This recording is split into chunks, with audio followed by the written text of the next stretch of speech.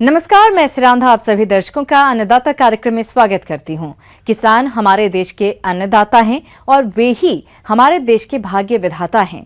ऐसे ही भारतीय किसानों को खेती बाड़ी से जुड़ी हुई बहुत सी नई लाभकारी जानकारियां देने के लिए हर रोज सुबह हम आपके साथ आते हैं। तो चलिए कार्यक्रम शुरू करने से पहले देखते हैं क्या है आज के अन्नदाता में।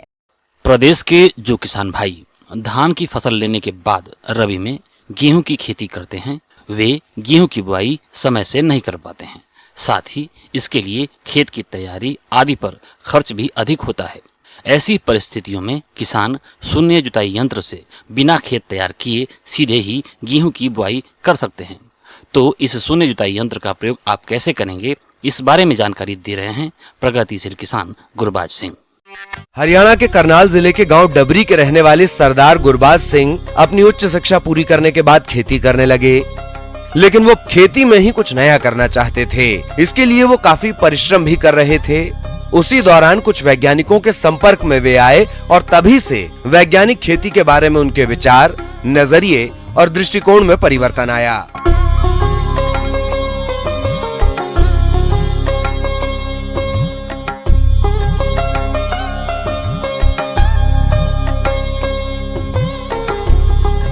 खरीफ में धान का उत्पादन लेने के बाद रबी में जीरो टिलेज से गेहूं की बुआई की। आज गेहूं की बिजाई कर रहे हैं और ये गेहूं की जो किस्म है ये DBW 187 है। ये फाउंडेशन बीज की हम बिजाई कर रहे हैं। ये भारतीय गेहूं एवं जौ अनुसंधान संस्थान करनाल से पिछले साल हमने बीज लिया था और उसका हाथ के साथ कटिंग करवा के थ्रेशर में हार्वेस्टिंग करी थी, जिससे आज हमारे को फाउंडेशन बीज प्राप्त हुआ है और उसकी बिजाई चल रही है। हम अपने खेतों में पिछले 3 सालों से धान के फनों में और पराली में आग नहीं लगा रहे हैं। जैसा कि आप खेत देख रहे हैं, हमने SMS कंपेन के साथ हमने धान की हार्वेस्टिंग करी थी और धान के जो फाने हैं और पुराल है उसको रिवर्सिबल प्लो के साथ हमने पलटा लगा दिया था, ऊपर रोटावेटर चला के पानी दे दिया था। उसके बाद हमने स्वागा मार के ऐसे ही उसको जीरो टिलेज के हम साथ ड्रिल कर रहे हैं। DBW 187 वैरायटी को हम ड्रिल कर रहे हैं। किसान भाइयों, पहले ये जानते हैं कि क्या है जीरो टिलेज। खेत को बगैर जोते बिना बुआई का काम जीरो टिलेज मशीन के जरिए आसानी से कर सकते हैं। इस तकनीक में पिछली फसल की कटाई के बाद उसके खड़े अवशेषों या फानों को जीरो टिलेज मशीन द्वारा खेत को तैयार किए बिना ही बुआई की जा सकती है। इसीलिए इसे जीरो टिलेज तकनीक या सीधी बिजाई की तकनीक कहते हैं। जीरो टिलेज मशीन से गेहूं के बीज और खाद एक साथ खेतों में डाले जाते हैं। इस विधि से 1 घंटे में करीब 1 एकड़ की बिजाई कर सकते हैं। इससे समय की बचत होती है और धान कटने के तुरंत बाद गेहूं लगाने में आसानी होती है। साथ ही पौधे से पौधे की दूरी सही रहने से उत्पादन में बढ़ोतरी होती है। देखिए, ये जीरो टिलेज मशीन है जो पंजाब की बनी हुई है और इसमें 13 फाड़े हैं। 13 टन की ये जीरो टिलेज मशीन है, जिसमें एक बॉक्स में आप देख सकते हैं, एक बॉक्स में हम DAP डालते हैं, फर्टिलाइजर डालते हैं और दूसरे जो बॉक्स है उसमें हम गेहूं का बीज डालते हैं। और इसमें 2 टायर लगे हुए हैं जिनकी सहायता से हम ड्रिल मशीन को ऊपर नीचे कर सकते हैं। और जब हम ड्रिल करते हैं तो किसान भाइयों को ध्यान रखना चाहिए कि जो आपका दाना है वो 3 से 4 इंच गहराई पर गिरना चाहिए, बत्तर में जाना चाहिए, नमी में जाना चाहिए, ताकि जो उसका अच्छी तरह से अंकुरण हो सके।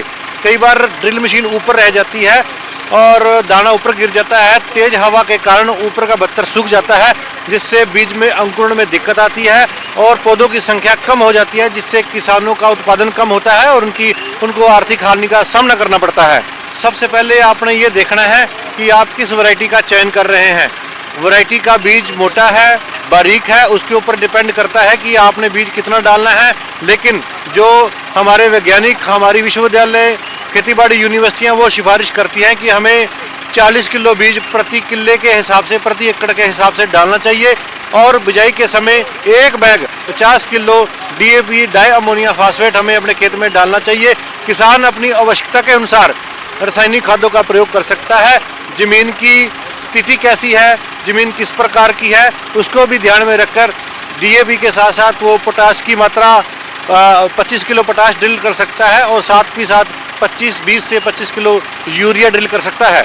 मैं सभी किसान भाइयों से कहना चाहूँगा कि जो किसान केंद्र सरकार की तरफ से पिछले 3 सालों से हमारे बहुत सारे कृषि यंत्रों पर 50% और 80% के सब्सिडी मिल रही है। किसान भाइयों को उस अनुदान का लाभ लेना चाहिए और किसान समूह सोसाइटियों के माध्यम से जितने भी यंत्र है उनकी खरीद करके पराली का निवारण अपने खेत में करें, पराली में आग न लगाएं। किसान भाइयों, अभी तक आपने खेती से जुड़ी हुई कुछ उपयोगी जानकारियां देखी। अब लेते हैं एक छोटा सा ब्रेक, जल्द ही लौटेंगे और कार्यक्रम में आगे भी है खेतीबाड़ी से जुड़ी हुई महत्वपूर्ण जानकारियां। आप बने रहिए हमारे साथ। ब्रेक के बाद आप सभी दर्शकों का अन्नदाता कार्यक्रम में एक बार फिर से स्वागत है।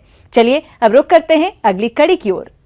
हमारे प्रदेश के अधिकतर किसान भाई खेती के साथ साथ गाय भैंस का भी पालन करते हैं और ज्यादातर देखने में आता है कि किसान नवजात बछड़े बछड़ियों की देखरेख सही तरीके से नहीं करते हैं, जिसकी वजह से इनकी मृत्यु दर अधिक होती है। इसलिए आप नवजात बछड़े बछड़ियों की देखरेख और प्रबंधन कैसे करें, आइए जानते हैं डॉक्टर लक्ष्मण सिंह शेखावत से। आज हम बात करेंगे नवजात बछड़े बछड़ियों की देखभाल। किसान भाइयों, ये जो विषय है बहुत ही प्रमुख विषय है कि हमारे किसान भाइयों को या पशुपालक भाइयों को पशुशाला में जो हमारे नवजात बछड़े बछड़ी हैं उनका रखरखाव विशेष रूप से करना पड़ता है। जो हमारा पशु है, बछड़ा बछड़ी है, तो उसका मुंह में जो झिल्ली लगी है उसको साफ करें। उसके इस पर नाक में जो उसकी झिल्ली लगी है उनको भी साफ करें। और अगर उसको उसका पशु चाटता है तो उसको चाटने दें, उससे उसका ब्लड का संचार उसमें होता है और जो बछड़ा बछड़ी है बहुत जल्दी खड़ा हो जाता है और दूध पीना शुरू कर देता है। तो किसान भाई इसका ये ध्यान रखें कि जो हमारा बछड़ा बछड़ी है उसका सबसे पहले तो जो गर्भनाल है उसको करीब 5 सेंटीमीटर छोड़ के उसको शार्प ब्लेड या चाकू से काट दें और उसके बाद में उसको एंटीसेप्टिक सॉल्यूशन लगाएं। मुख्य रूप से किसान भाइयों, जैसे हमारे बछड़ा बछड़ी है उसको जन्म के 2 घंटे के अंदर खीस या चीका उसको मिलना चाहिए। इसके साथ ही उसके जो शारीरिक भार है उसका 10% खीस उसको मिलना चाहिए। तो ये बातें शुरू में ध्यान रखें किसान भाई कि जो हमारा बछड़ा बछड़ी है उसको उचित मात्रा में खीस पिलाएं। जो खीस है वो एक एंटीबायोटिक होने के साथ साथ उसको अतिरिक्त ऊर्जा देने वाला पदार्थ होता है जो पशु से करीब 3 से 4 दिन तक बछड़े बछड़ी को प्राप्त होता है और ये ही उसकी पूरी उसकी जन्म काल में उसको बीमारियों से लड़ने की क्षमता देता है। इसके साथ ही किसान भाई ये भी ध्यान रखें कि जो पशु के बछड़े बछड़ी को अपन दूध पिलाते हैं तो उसकी 1-2 धार ज़मीन पे गिरा दें, उसके बाद ही उसके नवजात बछड़े को खीस पिलाएं। किसान भाइयों, गाय और भैंसों के नवजात बछड़े बछड़ियों का शारीरिक विकास अच्छा हो, इसके लिए उनका उचित आहार प्रबंधन करते हुए आवास व्यवस्था कैसी रखें, इसकी जानकारी कुछ इस प्रकार से है। इसके साथ ही दूसरा ये किसान भाई ध्यान रखें कि जो आपका बछड़ा बछड़ी है उसको करीब 15 दिन बाद उसको प्री स्टार्टर राशन, जैसे भीगा हुआ दलिया है, थोड़ा उसको खिलाना शुरू करें कि उससे भी उसका जो रूमन है वो डेवलप हो और वो दूध के अलावा भी कुछ खाना शुरू करें। इसके साथ साथ कुछ हरा चारे की पत्तियां हैं वो भी किसान भाई उनको खिला सकते हैं। इसके अलावा किसान भाइयों, अगर हम बछड़े बछड़े के आवास की बात करें तो उसका आवास साफ़ सुथरा एवं स्वच्छ होना चाहिए। उसमें मुख्य रूप से ये ध्यान रखें कि जो पशु की बिछावन है उसके रूप में पुआल वगैरह का प्रयोग करें, जिससे वहाँ पशु को निमोनिया वगैरह नहीं होगा क्योंकि सूखा उसका आवास रहेगा।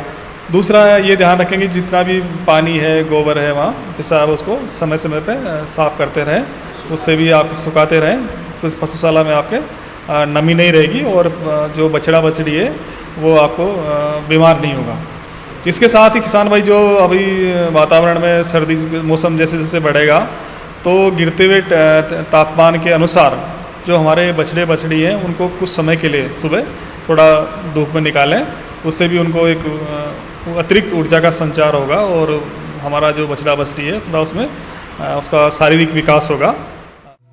किसान भाइयों, गाय और भैंसों के नवजात बछड़े बछड़ियों को परजीवियों की समस्या से बचाते हुए रोगों से बचाव के लिए टीकाकरण कैसे कराएं, आइए जान लेते हैं। इसके साथ ही किसान भाइयों ये भी ध्यान रखें कि उसके जन्म के करीब 7 दिन के अंदर उसको कृमिनाशक दवाओं पिलानी चाहिए, क्योंकि जो दूध पीता बछड़ा है उसमें इन कृमि की संख्या एकदम तेज़ी से बढ़ती है और वो हमारे बछड़े बछड़ी को कमज़ोर करते हैं। तो इसलिए 1 सप्ताह का होते होते उनको ज़रूर कृमिनाशक दवा पिलाएं। इसके साथ ही जो हमारे बछड़ा बछड़ी है उसमें डीवर्मिंग के साथ साथ अगर वो 6 महीने से ऊपर का हो जाए तो उसमें जैसे FMD है, BQ है, इसी प्रकार आपका जो HS है, इनका टीका भी किसान भाई लगवाएं। उससे हमारा जो पशुओं के बछड़े बछड़े की जो मरने की दर है वो कम रहेगी और पशुपालन व्यवसाय हमारे किसान भाइयों के लिए लाभ का धंधा साबित होगा। इस प्रकार किसान भाइयों, अगर आप मेरे द्वारा बताई गई बातों का आप अपने बछड़े बछड़ियों के पालन में ध्यान रखेंगे तो आपके बछड़े बछड़ी आगे जाके अच्छी गाय बनेंगे, दुधारू गाय। जैसे कि आज लाखों की संख्या रुपए में गाय आती है, तो आपके लिए एक फायदे का धंधा होगा। आगे और भी हैं खेती बाड़ी से जुड़ी हुई बहुत सी रोचक जानकारियां, पर यहाँ पर रुकेंगे एक और ब्रेक के लिए। जल्द हाजिर होते हैं। ब्रेक के बाद एक बार फिर से आप सभी दर्शकों का अन्नदाता कार्यक्रम में स्वागत है। बढ़ते हैं अगली प्रस्तुति की ओर।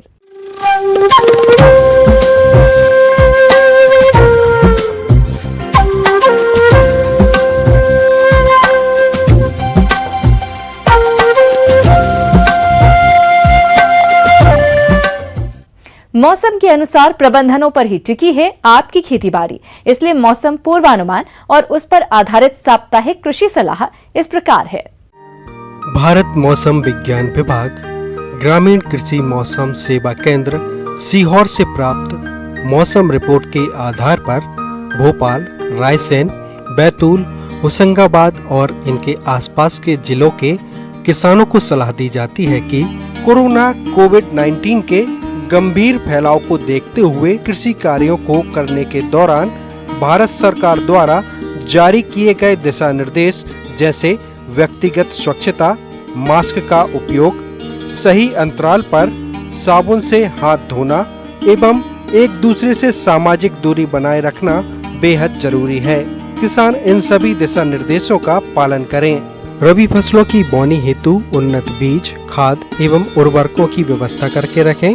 गेहूं की खेती करने वाले किसान पूर्ण सिंचित किस्में जैसे GSW 1203, GSW 1215, HI 8759, HI 1544, जिन किसानों के पास 1 से 2 सिंचाई की व्यवस्था है वे गेहूं की JW 3288, JW 3211, JW 3020, HI 1531 और असिंचित अवस्था में किसान गेहूं की JW 3288, JW 3173 आदि किस्मों की बोनी कर सकते हैं। इसी प्रकार चने की उन्नत किस्में BRG 202, JG 130, JG 11, JG 16, जाकी 9218 तथा काबुली चने के लिए काकटू और JG के 1 आदि किस्मों की व्यवस्था कर लें।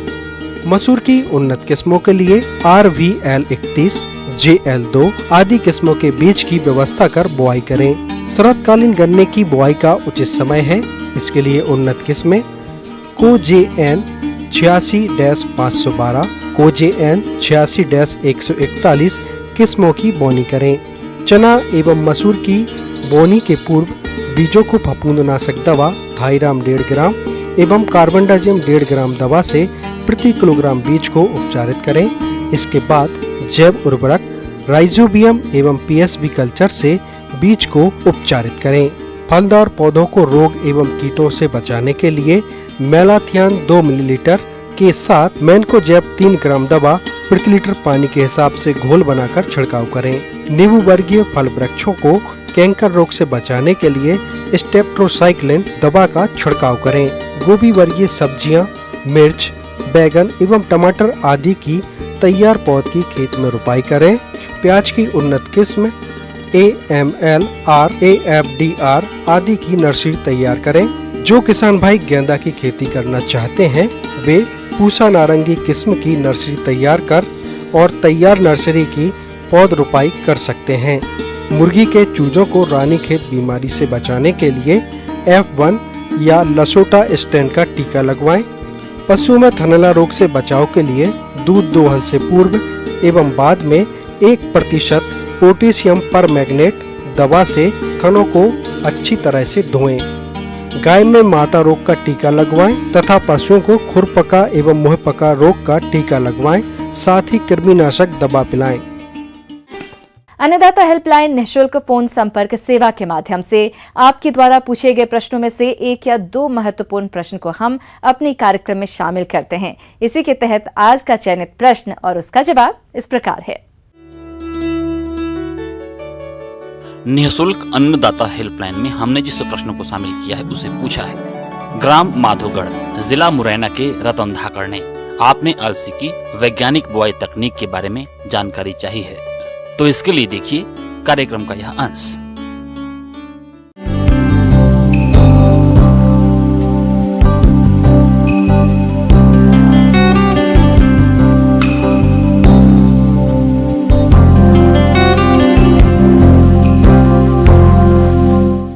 आज मैं आपसे चर्चा करूंगा अलसी की खेती के बारे में।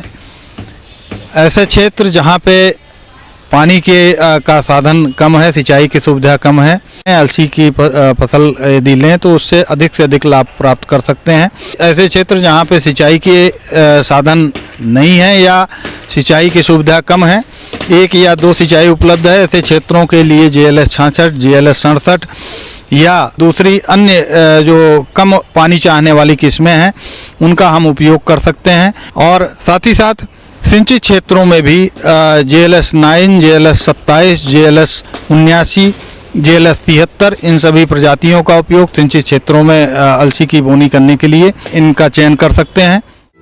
अलसी की फसल के लिए काली, भारी एवं दोमट मिट्टियां उपयुक्त होती हैं। अधिक उपजाऊ मृदाओं की अपेक्षा मध्यम उपजाऊ मृदाएं अच्छी समझी जाती हैं। भूमि में उचित जल निकास का प्रबंध होना चाहिए। आधुनिक संकल्पना के अनुसार उचित जल एवं उर्वरक व्यवस्था करने पर किसी भी प्रकार की मिट्टी में अलसी की खेती सफलता पूर्वक की जा सकती है। किसान भाइयों, अलसी की अच्छी फसल प्राप्त करने के लिए एक बार हैरो से जुताई करने के बाद 2 बार कल्टीवेटर से जुताई करने के बाद पाटा लगा देना चाहिए, जिससे भूमि में नमी संरक्षित रह सके। इसके अलावा जुताई से पहले 5 से 10 टन प्रति हेक्टेयर सड़ी हुई गोबर की खाद मिलाकर खेत को तैयार कर लेना चाहिए। इसके बाद असिंचित अवस्था में अलसी के लिए नाइट्रोजन 40 किलोग्राम, फास्फोरस 20 किलोग्राम और पोटाश 20 किलोग्राम प्रति हेक्टेयर बोन के पहले उर्वरकों की पूरी मात्रा देनी चाहिए। और सिंचित अवस्था में अलसी के लिए नाइट्रोजन 80 किलोग्राम, फास्फोरस 40 किलोग्राम और पोटाश 20 किलोग्राम प्रति हेक्टेयर की आवश्यकता होती है, जिसमें से नाइट्रोजन की आधी मात्रा, फास्फोरस व पोटाश की पूरी मात्रा का प्रयोग बुआई के पहले तथा बची हुई नाइट्रोजन की मात्रा का उपयोग प्रथम सिंचाई के तुरंत बाद टॉप ड्रेसिंग के रूप में करना चाहिए। तो इस प्रकार हम रासायनिक उर्वरकों का उपयोग असिंचित और सिंचित अवस्था में इस प्रकार से कर सकते हैं। जो बीज दर है 20 से 25 किलोग्राम प्रति हेक्टेयर रखी जाती है, यानी 10 किलोग्राम प्रति एकड़ अलसी का बीज दर यदि हम रखते हैं तो ये पर्याप्त बीज दर है। बीज उपचार की बात करें तो पहला बीज उपचार कार्बेंडाजिम प्लस मैनकोजेब या कार्बाक्सिन प्लस थायरम जो मिश्रित फफूंदनाशी बाजार में उपलब्ध हैं, इनके द्वारा बीज उपचार हमें 2 से 3 ग्राम प्रति किलोग्राम बीज की दर से जो है इनका बीज उपचार कर लेना चाहिए। तो अलसी की बोनी का समय बहुत महत्वपूर्ण है। जैसे अगर समय को हम ध्यान में नहीं रखेंगे तो हमारा उत्पादन जो है हमें कम मिल सकता है अलसी की खेती में। जब अलसी की बोनी करें तो इसकी 12 से 15 इंच कतार से कतार की दूरी अवश्य मेंटेन करें और पौधों से पौधों की दूरी 4 से 5 सेंटीमीटर सामान्यतया रखनी चाहिए। जो हम यदि रखते हैं तो निश्चित रूप से अलसी की जो वांछित पौध संख्या जो हमें यहाँ हमारी प्रति हेक्टेयर होनी चाहिए वो हम मेंटेन कर सकते हैं और जिससे अलसी के पौधों का अच्छा विकास होता है, अच्छा फैलाव होता है। किसान भाइयों, अलसी की फसल को खरपतवारों द्वारा अधिक नुकसान पहुंचाया जाता है, इसलिए आप इनका समय रहते नियंत्रण कैसे करें, आइए जानते हैं। खरपतवार प्रबंधन एक आवश्यक प्रक्रिया है किसी भी फसल में। जब हम अलसी की खेती करते हैं तो ऐसी स्थिति में बोनी के बाद और 24 से 48 घंटे के अंदर प्री इमरजेंस हर्बिसाइड यानी बोनी के ठीक बाद और अंकुरण से पूर्व उपयोग किए जाने वाला शाकनाशी पेंडिमेथिलीन, तो इनकी जो व्यावसायिक मात्रा है 1 से 1.25 लीटर प्रति एकड़ हम इनका छिड़काव कर दें। साथ ही साथ 1 एकड़ में कम से कम 150 से 200 लीटर पानी का उपयोग इस शाकनाशी का छिड़काव करने के लिए अवश्य करें ताकि इसका प्रभाव अच्छा हो और पूरे जो नीदा हैं हमारी फसल में जो आने वाले नीदा हैं उन पे हम नियंत्रण पा सकें। अलसी के अच्छे उत्पादन के लिए फसल की क्रांतिक अवस्थाओं पर 2 सिंचाई की आवश्यकता पड़ती है। यदि 2 सिंचाई उपलब्ध हो तो प्रथम सिंचाई बुआई के 1 माह बाद एवं द्वितीय सिंचाई फल आने से पहले करना चाहिए। सिंचाई के साथ साथ खेतों में जल निकास का भी उचित प्रबंध होना चाहिए। इसलिए किसान भाई अलसी की खेती ऐसे क्षेत्रों में जहां सिंचाई के साधन नहीं है या कम है और जिसमें हम गेहूं की खेती नहीं कर सकते, गेहूं का अच्छा उत्पादन जिन भूमियों में अच्छा नहीं ले सकते, ऐसी भूमियों के लिए अलसी बहुत ही उपयुक्त फसल है और हम कम से कम 1 एकड़ में 10 से 12 कुंटल सिंचित अवस्था में अलसी का उत्पादन ऐसी भूमि से, ऐसी मिट्टी से प्राप्त कर सकते हैं।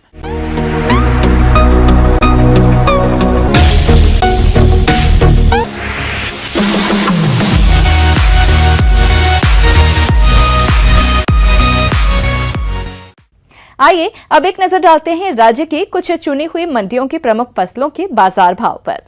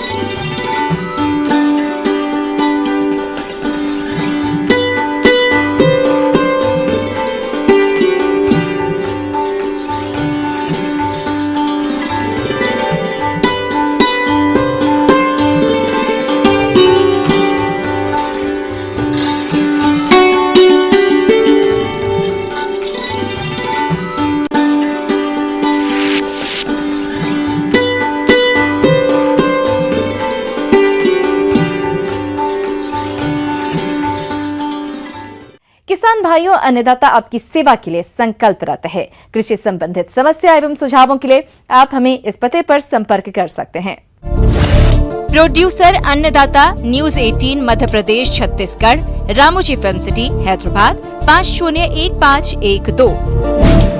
साथ ही आप हमें ईमेल भी कर सकते हैं। हमारा ईमेल है p18annadatamp@nw18.com। इसके अतिरिक्त आप हमें निःशुल्क हेल्पलाइन नंबर 1800419215 पर सोमवार से शनिवार सुबह 10 बजे से शाम 4 बजे के बीच संपर्क कर सकते हैं।